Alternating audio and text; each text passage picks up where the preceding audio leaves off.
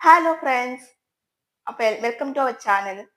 നമ്മൾ ഇന്ന് വന്നിട്ടുള്ളത് ഒരു മോട്ടിവേഷന്റെ സ്പീച്ച് ആയിട്ടാണ് ഇന്ന് വന്നിട്ടുള്ളത്. വേറെ ഒന്നുമല്ല.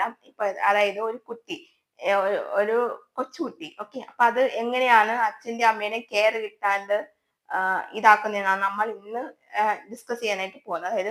ഇപ്പൊ ഒരു കൊച്ചുകുട്ടി മിക്ക ഞാൻ വെബ് സീരീസിലൊക്കെ കണ്ടിട്ടുണ്ട് ഇങ്ങനെ. സീരീസിൽ മാത്രമല്ല, യൂട്യൂബിന്റെ വീഡിയോസ് ക്രിയേറ്റ് ചെയ്തിരുന്നുണ്ട്.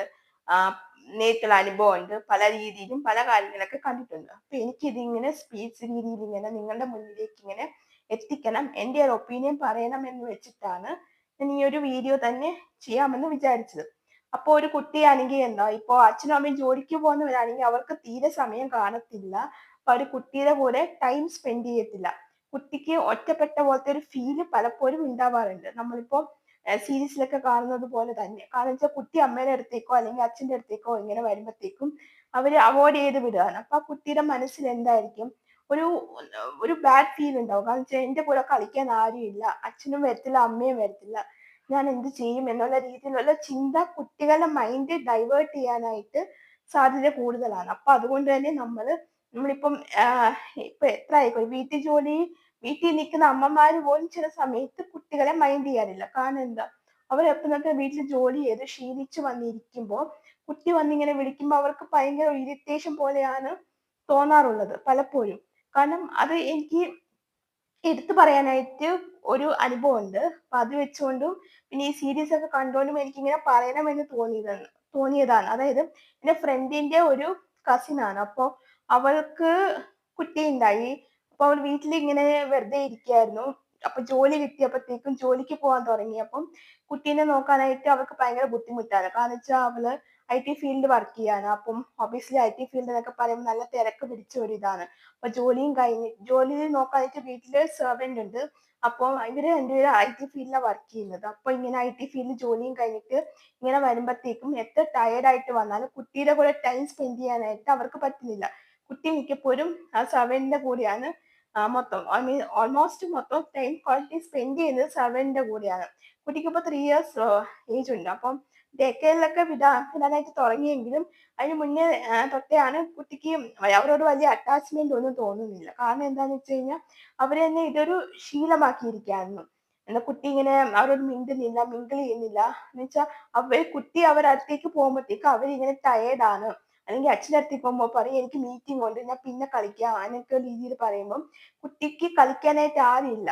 അപ്പം ആ ഒരു വ്യഗ്രത, കുട്ടിയുടെ ആ ഒരു ടെൻഡൻസി എന്താ, കളിക്കാനുള്ള ഇത് ആരും ഇല്ല എന്നുള്ള ഒറ്റപ്പെടലിന്റെ ആ ഒരു സമയത്താണ് കുട്ടിയുടെ കൂടെ കളിക്കാൻ ആരുമില്ല.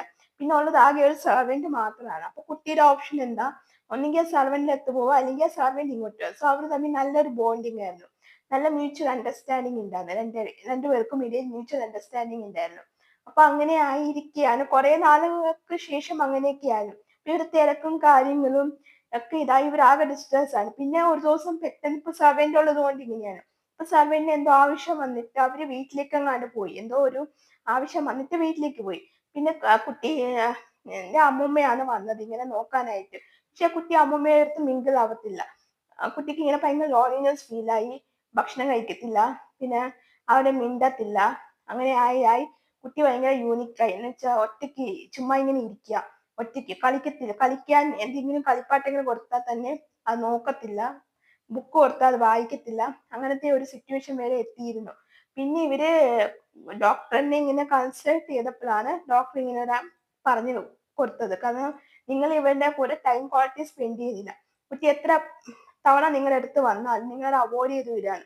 അപ്പൊ അത് കൊച്ചു കുട്ടിയാണ്. അപ്പൊ അതിന്റെ മനസ്സിലും വലിയൊരു ഫീലിങ്സ് ഉണ്ടാവും, എന്നെ നോക്കുന്നില്ല, എന്നെ മൈൻഡ് ചെയ്യുന്ന ഉള്ളത്. അപ്പൊ അങ്ങനെ ഒരു അനുഭവം ഞാൻ ഇങ്ങനെ കേട്ടറിഞ്ഞതാണ്.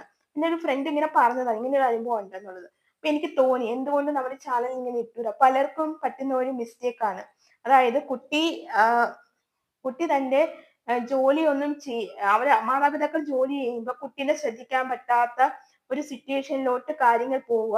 അപ്പൊ അവരെ മാനേജ് ചെയ്യാനായിട്ട് അവർക്ക് പറ്റുന്നില്ല. ഇതൊക്കെ വളരെ നല്ലൊരു സിറ്റുവേഷനിലൂടെ കടന്നു പോയിക്കൊണ്ടിരിക്കുകയാണ് ഇന്നത്തെ തലമുറ. അപ്പൊ നമ്മൾ എന്താ ചെയ്യുക, പണ്ടത്തൊക്കെ ആണെങ്കിൽ ആൾക്കാർക്ക് സമയം ഉണ്ടായിരുന്നു, വീട്ടിലിരിക്കുക, കുട്ടീനെ അവർ നോക്കിക്കോ, നല്ല കെയറിങ് ഉണ്ട്, അപ്പൊ കുട്ടിക്ക് ഇങ്ങനത്തെ പ്രശ്നമൊന്നും വരത്തില്ല.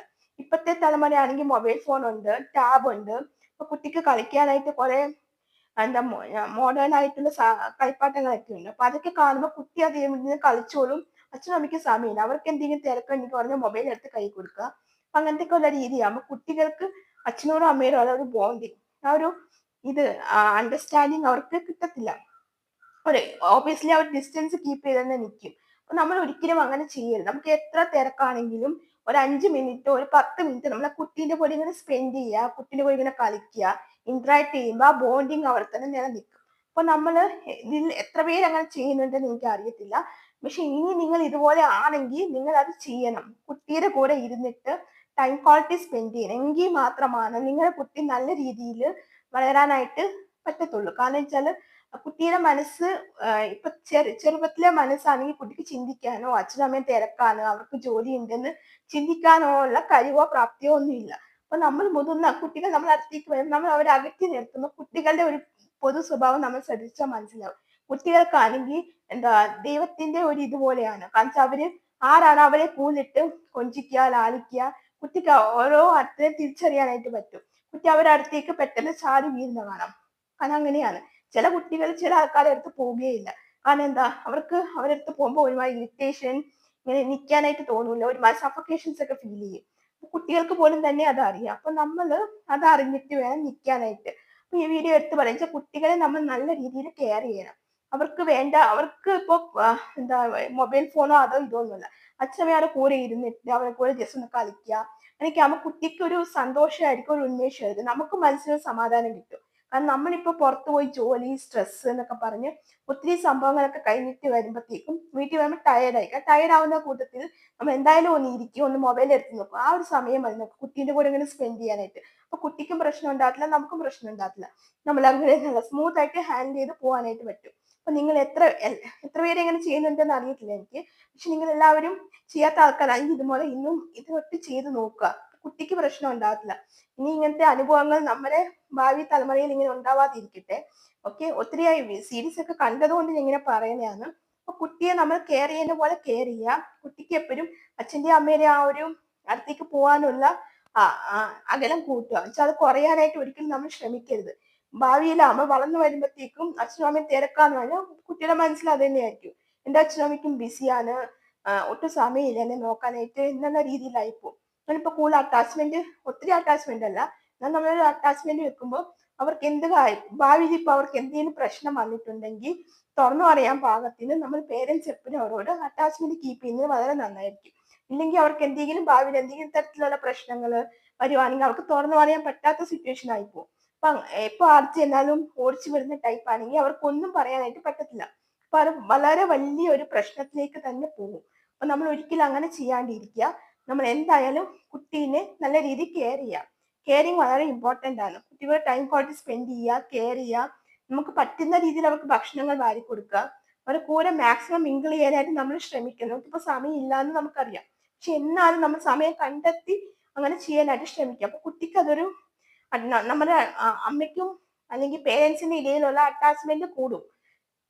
കുട്ടിക്കപ്പം എന്തെങ്കിലും പ്രശ്നം ഉണ്ടെങ്കിലൊക്കെ തുറന്നു പറയാനായിട്ട് പറ്റും. അപ്പൊ നിങ്ങൾ എല്ലാവരും അങ്ങനെ ശ്രമിക്കുക. ഓക്കെ, അപ്പൊ എന്റെ വീഡിയോ ഇന്നത്തെ ഇത്രേ ഉള്ളൂ. അപ്പൊ നിങ്ങൾക്ക് ഇത് ഒരു മെസ്സേജ് ആയിട്ട് പാസ് ചെയ്യാം. ഓക്കെ, അപ്പോൾ നിങ്ങൾക്ക് ഇന്നത്തെ എന്റെ വീഡിയോ ഇഷ്ടമായിട്ടുണ്ടെങ്കിൽ ഒന്ന് ലൈക്ക് ചെയ്യുക. അതേപോലെ തന്നെ മാക്സിമം ആൾക്കാർക്കിടയിൽ ഇതുപോലെ ഷെയർ ചെയ്ത് കൊടുക്കുക. പല സുഹൃത്തുക്കളും ഇതുപോലെ പ്രശ്നത്തിൽ പെട്ടിരിക്കുകയാണെങ്കിൽ ഈ ഒരു വീഡിയോ ഷെയർ ചെയ്ത് കൊടുക്കുക. അപ്പൊ നിങ്ങൾ ഇതുപോലെ തന്നെ സബ്സ്ക്രൈബ് ചെയ്യുക. പിന്നെ കാണുന്ന ബെല്ലൈക്കനും കൂടി എനേബിൾ ചെയ്ത് വെക്കുക. എന്നാലേ മാത്രമേ ഇതുപോലെ യൂസ്ഫുൾ ആയിട്ടുള്ള വീഡിയോസ് ഒക്കെ ഇടുമ്പോൾ നിങ്ങൾക്ക് നോട്ടിഫിക്കേഷൻ കിട്ടുകയുള്ളൂ. അപ്പൊ നിങ്ങൾക്ക് എന്റെ അടുത്ത ഒരു വീഡിയോ ആയിട്ട് കാണുന്നത് എല്ലാവർക്കും. See you.